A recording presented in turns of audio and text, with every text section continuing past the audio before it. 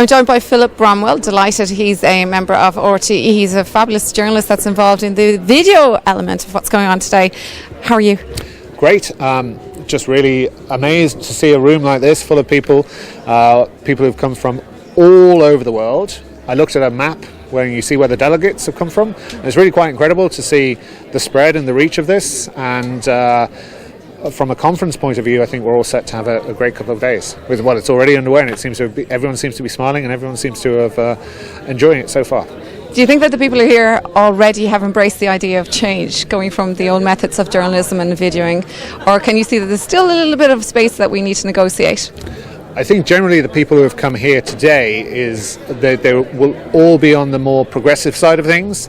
So even if they haven't changed, they're thinking about changing, or they're interested in change. And but what is interesting to me is to see the range of people and the range of interests that there are. So people are looking at this in different ways. Some people will be here for storytelling, some people will be here because they're interested in the technology, others will be interested in the sort of the networking business side of things.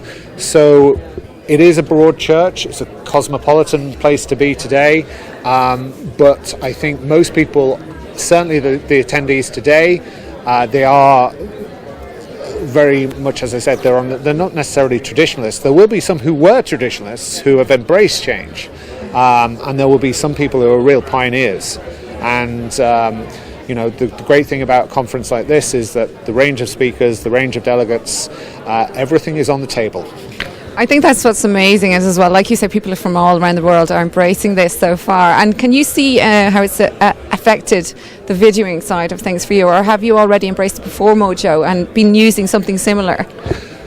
Well, my background is as a journalist who, about 15 years ago, when the advent of small video cameras became apparent in newsrooms, at the time I decided change was happening. So my philosophy has always been to try to go with the change as opposed to try to resist it. So I decided I'd start to learn how to film.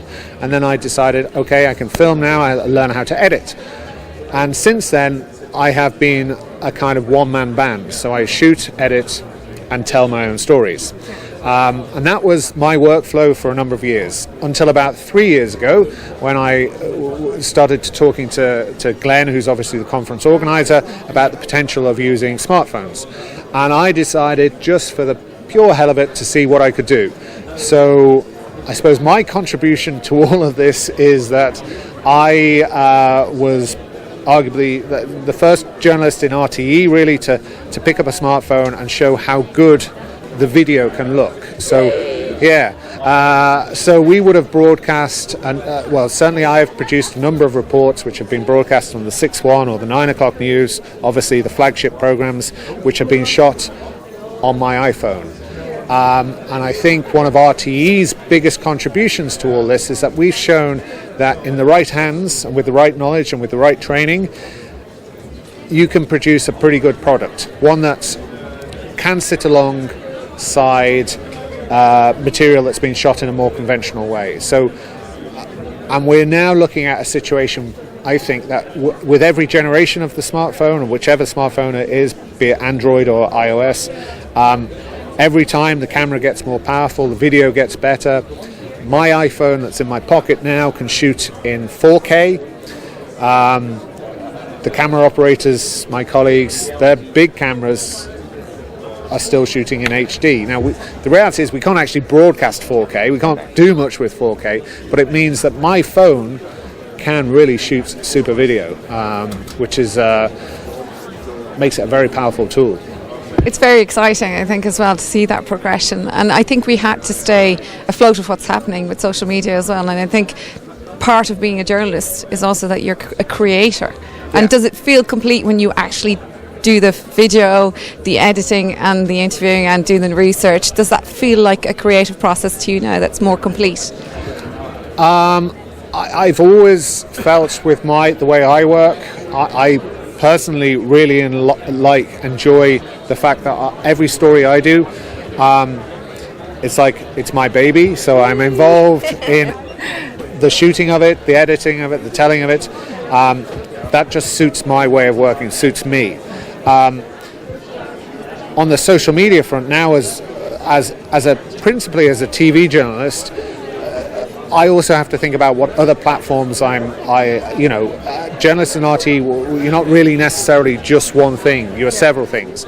So certainly I would be publishing to social media, providing content to online as well, and that's all something I can do from my phone. So that is kind of a game changer. The fact that I can do so much with one device.